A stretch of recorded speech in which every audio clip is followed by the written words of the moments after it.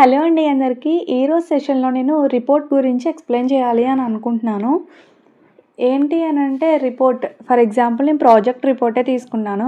Project report అంటే ఏంటంటే మనం ఏ ప్రాజెక్ట్ చేస్తున్నాము, మన నేమ్ ఏంటి, ఎవరు, ఏ స్టూడెంట్ అంటే నేమ్ ఏంటి, ఏ కాలేజ్, ఏ ప్లేస్ ఇవన్నీ కూడా మెన్షన్ చేసి మనం ఒక రిపోర్ట్ అనేది తయారు చేస్తాం. ప్రాజెక్ట్‌కి సంబంధించింది మనం ఏం ప్రాజెక్ట్ చేస్తున్నాము, ప్రాజెక్ట్ నేమ్ ఏంటి, ఏ కాలేజు ఇవన్నీ అంటే మనకు గైడ్ చేసిన మేడం ఎవరు ఆర్ సార్ ఎవరు, ఫ్యాకల్టీ, డిపార్ట్మెంట్ హెడ్ ఎవరు ఇవన్నీ కూడా మనం మెన్షన్ చేసి చెప్తామన్నమాట. రిపోర్ట్ రూపంలో మనం రిటర్న్గా రాసి చూపించేదే మనకి ప్రాజెక్ట్ రిపోర్ట్ అని చెప్తాం. అయితే వర్డ్ డాక్యుమెంట్లో ప్రాజెక్ట్ రిపోర్ట్ అనేది ఎలా ప్రిపేర్ చేసుకోవాలి అనేది ఈ సెషన్లో చెప్తాను, ఒకసారి చూసేయండి.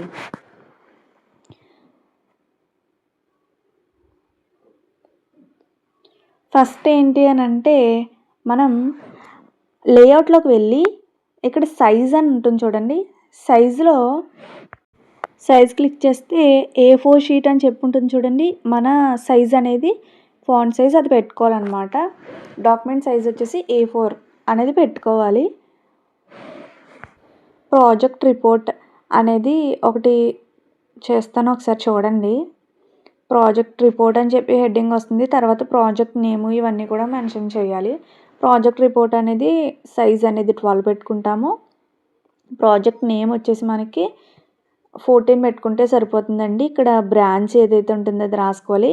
సబ్మిటెడ్ బై అని చెప్పి యువర్ నేమ్ ఏదైతే ఉంటుందో అది రాసుకుని మీ గైడ్ ఎవరైతే ఉన్నారో వాళ్ళ నేమ్ అనేది అక్కడ ఎంటర్ చేసుకోవాలి. ఇలా మనం ఫస్ట్ రిపోర్ట్ అనేది తయారు చేసుకుంటాం చిన్నగా. నెక్స్ట్ అక్కడ ఒక ఇమేజ్ అనేది మనం పెట్టాలనుకుంటున్నాం. కాలేజ్ లోగోస్ ఏ ఒకటి ఉంటాయి కదండి, కాలేజ్ లోగో అది ఇన్సర్ట్లోకి వెళ్ళి పిక్చర్ మీరు ముందుగానే డౌన్లోడ్ చేసి పెట్టుకోవాలి. అది సిస్టంలో ఎక్కడైతే ఉంటుందో దాన్ని ఇన్సర్ట్ చేసేస్తే మనకి ఇలా వస్తుంది. ఫస్ట్ అయితే మీకు అది కదలదు, తర్వాత మీకు పక్కన కనిపిస్తుంది ర్యాప్ అని చెప్పేసి, అది క్లిక్ చేసిన వెంటనే కూడా మనకి ఇమేజ్ అనేది కదులుతుంది అనమాట. మనం ఏ ప్లేస్లో అయితే పెట్టుకోవాలనుకుంటున్నామో ఆ ప్లేస్లో మనం పెట్టేసుకోవచ్చు. నెక్స్ట్ ఇది మనం సైజ్ అనేది అడ్జస్ట్ చేసుకోవచ్చు. ఓకే, మనకి ఎంత కావాలి అనుకుంటే అంత మనం అడ్జస్ట్ చేసుకోవచ్చు. నెక్స్ట్ చూడండి, నెక్స్ట్ కూడా కింద మనకి కొన్ని మన నేమ్ ఏంటి, మన ప్రాజెక్ట్ నేమ్ ఏంటి అనేది కూడా కొంచెం చిన్నగా మనం ఎంటర్ చేస్తాం. ఇలా కంప్యూటర్ సైన్స్ అని పెట్టాను డిపార్ట్మెంట్, కాలేజ్ నేమ్ అనేది కాలేజ్ నేమ్ దగ్గర ఇలా సిటీ ఏదైతే ఉంటుందో సిటీ అనేది మీరు అక్కడ మెన్షన్ చేసుకోవచ్చు. ఇక్కడ ఆదికవి నాన్య యూనివర్సిటీ అని చెప్పి కింద అనేది ఇయర్ అనేది మెన్షన్ చేయడం జరిగింది. ఇయర్ ఏ ఇయర్లో అయితే మీరు చేస్తున్నారో ఆ ఇయర్లో మెన్షన్ చేయాలి. నెక్స్ట్ ఇక్కడ క్లిక్ చేసి ఎంటర్ క్లిక్ చేశారనుకోండి, ఎంటర్ కింద వరకు క్లిక్ చేసేస్తే మనకి న్యూ పేజ్ అనేది వచ్చేస్తుంది అనమాట. నెక్స్ట్ ఇందులో ఏం చేయాలి ఒకసారి చూడండి. ఇందులో మనం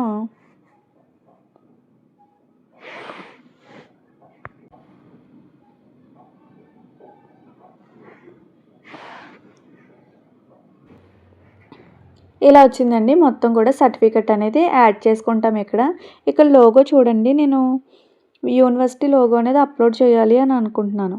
అప్పుడు ఏం చేయాలంటే ఫస్ట్ ఇన్సర్ట్లోకి వెళ్ళి పిక్చర్స్ దాంట్లో మీరు ఆల్రెడీ సిస్టంలో డౌన్లోడ్ చేసి పెట్టుకోవాలి. అది ఇన్సర్ట్ చేసుకుంటే ఇక్కడ మనకి ఇది విజువలైజ్ అవుతుంది అనమాట. దీన్ని బట్టి మనం ఎటు జరుపుకోవాలి అనుకుంటే అటు జరుపుకోవచ్చు. ర్యాప్ అని చెప్పి ఉంటుందండి, అది క్లిక్ చేయాలి. ఇక్కడ స్క్రీన్ మీద విజిబుల్ అవ్వలేదు, అది చూడండి ఒకసారి. ఎక్కడ కావాలి అనుకుంటే ఆ ప్లేస్లో మనం అది పిక్చర్ని ఇమేజ్ని పెట్టుకోవచ్చు. కింద చూసారా సర్టిఫికెట్, ప్రాజెక్ట్ నేమ్ రావాలి, యువర్ నేమ్ అని చెప్పి అక్కడ మీ నేమ్ రావాలి, ఇక్కడ కాలేజ్ నేమ్ అనేది వస్తుందన్నమాట. ఇలా నెక్స్ట్ చూసారు కదా యూనివర్సిటీ కూడా మీరు అక్కడ ఎంటర్ చేసుకోవచ్చు. నెక్స్ట్ అలైన్మెంట్ అనేది చెక్ చేసుకోండి. ఆల్ లైన్స్ అనేవి ఈక్వల్గా రావడం కోసం లాస్ట్ ఇది క్లిక్ చేయాలి. చూడండి లాస్ట్ క్లిక్ చేస్తే అన్నీ కూడా ఈక్వల్గా వస్తాయి. Next project guide and head of the department ఎవరైతే వాళ్ళు. నెక్స్ట్ పేజ్ రావాలి అంటే ఎంటర్ చేసుకుంటూ వెళ్తే మనకి నెక్స్ట్ పేజ్ అనేది వచ్చేస్తుంది. నెక్స్ట్ చూడండి ఇక్కడ ఏంటి అని అంటే అక్నాలెడ్జ్మెంట్ అనేది కూడా మనం ఒకటి రాసుకోవాలన్నమాట. మన ప్రిన్సిపల్ ఎవరు, ఇవన్నీ కూడా ఇక్కడ అక్నాలెడ్జ్మెంట్లో వస్తాయన్నమాట. చూడండి, అక్నాలెడ్జ్మెంట్, ప్రాజెక్ట్ నేమ్ రాస్తాము, ప్రిన్సిపల్ ఎవరైతే వాళ్ళు రాస్తాము ఇక్కడ. నెక్స్ట్ కాలేజ్ నేమ్ రాస్తాము, డైరెక్టర్ కూడా రాస్తాము, వైస్ ప్రెసిడెంట్ రాసాము. ఇలా మనకి కాలేజ్కి సంబంధించిన సమ్ ఇన్ఫర్మేషన్ అనేది రాసి కింద మీ నేమ్ అండ్ రోల్ నెంబర్ అనేది ఇచ్చేయాలి. ఇది అక్నాలెడ్జ్మెంట్ అనమాట. నెక్స్ట్ మళ్ళీ ఇంకొక పేజ్ తీసుకుందాము. ఈ పేజ్లో ఏంటంటే డిక్లరేషన్, మన ప్రాజెక్ట్ గురించి డిక్లరేషన్ అనేది ఇచ్చేస్తామన్నమాట. ఇది డిక్లరేషన్. ఇందులో ప్రాజెక్ట్ నేము, కాలేజు, యూనివర్సిటీ ఇవన్నీ కూడా మెన్షన్ చేస్తాం. హెడ్ ఆఫ్ డిపార్ట్మెంట్, కాలేజ్, ఇలా కిందేమో నేమ్ అండ్ రోల్ నెంబర్ అనేది ఇచ్చేస్తాం. ఇది మన డిక్లరేషన్ అనమాట. డిక్లరేషన్ వచ్చేసి 16 సైజులో ఉంది కదండి మనకు, అది హెడ్డింగ్ 16 సైజు, కింద మనం రాసిన కంటెంట్ అంతా కూడా 12 సైజులో మనం పెట్టుకోవాలన్నమాట. ఇది రిపోర్ట్. ఇది చూసారు కదా, ఇలా మనం ప్రాజెక్ట్ రిపోర్ట్ అనేది ప్రిపేర్ చేసుకోవాలి. నేను ఇది ఎగ్జాంపుల్గా ఒకటి చెప్పాను కదండి, ఇలా మనం ప్రాజెక్ట్ రిపోర్ట్ అనేది చేసుకోవచ్చు. నెక్స్ట్ ఒకసారి డిజైన్లోకి వెళ్ళిన తర్వాత వాటర్ మార్క్ ఎలా యాడ్ చేసుకోవాలో చూపిస్తాను చూడండి. డిజైన్లోకి వెళ్ళిన తర్వాత లాస్ట్లో మనకి వాటర్ మార్క్ అని ఉంటుంది, అది క్లిక్ చేస్తే మనకి ఇక్కడ లాస్ట్లో మనకి వాటర్ మార్క్ అని చెప్పి ఉంటుంది చూడండి. అది క్లిక్ చేస్తే మనకి ఇక్కడ ఉంటాయి, కొన్ని ఉంటాయి, అవి వద్దు అని అనుకుంటే కింద కస్టమైజ్డ్ వాటర్ మార్క్ అని చెప్పి ఉంటుంది. ఈ బాక్స్ అనేది ఓపెన్ అవుతుంది. ఇందులో పిక్చర్ వాటర్ మార్క్ అనేది సెలెక్ట్ చేసుకుంటే కింద సెలెక్ట్ పిక్చర్ అనేది వస్తుంది. ఇందులో మనం పిక్చర్ని సెలెక్ట్ చేసుకుని ఇక్కడ కింద అప్లై క్లిక్ చేసేసి బ్యాక్ వచ్చేస్తే సరిపోతుందండి. వాటర్ మార్క్ అనేది మనకు వచ్చేస్తుంది. వాటర్ మార్క్ అంటే బ్యాక్ సైడ్ మనకి లోగో కానీ మనం ఏదన్నా కంటెంట్ రాసుకుంటే టెక్స్ట్ రూపంలో అది కానీ విజువలైజ్ చేయడం కోసం అనమాట. బ్యాక్గ్రౌండ్లో విజువలైజ్ అవ్వడం కోసం అనమాట వాటర్ మార్క్ అనేది. ఇక్కడ వాటర్ మార్క్ అనేది మనకి అన్ని పేజెస్కి వచ్చేస్తుంది అనమాట. ఒకదానికి క్లిక్ చేసుకుంటే అన్ని పేజెస్కి మనకి వాటర్ మార్క్ అనేది వచ్చేస్తుంది. ఇలా మనం 4 పేజెస్ యాడ్ చేసాం, 4 వీటికి వచ్చేస్తుంది అనమాట. అయితే మనం ఇప్పుడు వాటర్ మార్క్ అనేది మనకి అన్ని పేజెస్కి వద్దు, ఓన్లీ కొన్ని పేజెస్కి మాత్రమే కావాలనుకున్నప్పుడు హెడర్ అనేది క్లిక్ చేయాలి. పేజ్కి హెడర్ ఉంటుంది, అంటే డబుల్ క్లిక్ చేస్తే పైన హెడర్ అనేది ఓపెన్ అవుతుంది. ఇక్కడ ఇది సెలెక్ట్ చేసి ఫస్ట్ Ctrl+C అంటే దాన్ని కాపీ చేసుకోండి. నెక్స్ట్ Ctrl+V Ctrl+C క్లిక్ చేసిన తర్వాత కాపీ అవుతుంది. నెక్స్ట్ ఆ వాటర్ మార్క్ అనేది రిమూవ్ చేసేసి మీకు ఏ పేజ్ దగ్గర అయితే కావాలో అక్కడ Ctrl+V క్లిక్ చేశారనుకోండి, మనకి ఏ పేజ్కి వాటర్ మార్క్ కావాలో ఓన్లీ ఆ పేజ్కి మాత్రమే విజువలైజ్ అవుద్ది అనమాట. ఇలా మనకి సెలెక్టెడ్ పేజెస్కి మాత్రమే విజువలైజ్ అవ్వడం కోసం అనమాట. ఇలా చూసారు కదా.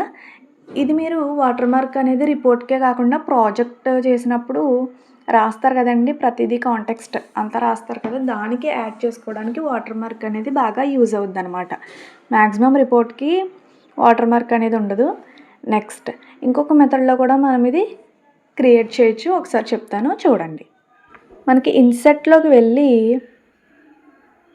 ఇక్కడ షేప్స్ ఉంటుంది చూడండి, షేప్స్లో రెక్టాంగిల్ షేప్ అనేది తీసుకోవాలి.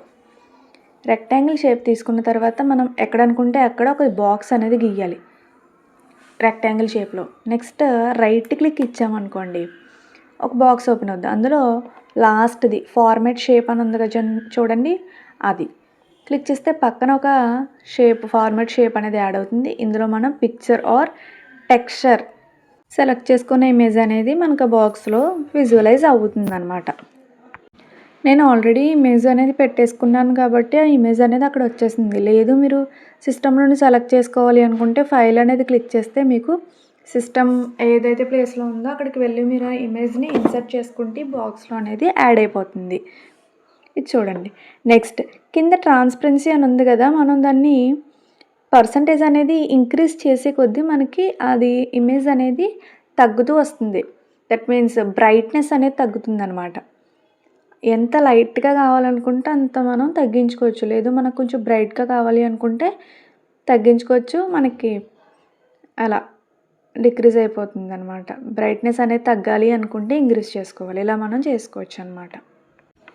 ఇలా మనం ఏ సైజులో కావాలి, ఎంత సైజులో కావాలి అనే దాన్ని చూసుకుని, దాన్ని బట్టి వాటర్ మార్క్ అనేది మనం ఇలా అడ్జస్ట్ చేసుకోవచ్చనమాట. సైజ్ అనేది ఇంక్రీజ్ చేసుకొని అడ్జస్ట్ చేసుకోవచ్చు. పేజ్‌కి కావాలి, ఎంత పేజ్‌కి కావాలి, ఏం కావాలి అని చెప్పేసి అన్నీ కూడా వాటర్ మార్క్ అనేది మనం ఇలా చేంజ్ ఇలా 2 వేస్‌లో మనం వాటర్ మార్క్ అనేది యాడ్ చేసుకుంటాం పేజెస్‌కి. ఓకే. ఇదండి ప్రాజెక్ట్ రిపోర్ట్ ఎలా తయారు చేసుకోవాలి, వాటర్ మార్క్ ఎలా యాడ్ చేసుకోవాలి అనేది చూసాం కదా! ఈ ఇన్ఫర్మేషన్ మీ ఫ్రెండ్స్ ఎవరికన్నా హెల్ప్ అవుతుంది అనుకుంటే వాళ్ళకి షేర్ చేయండి. Like, share and subscribe. Thank you.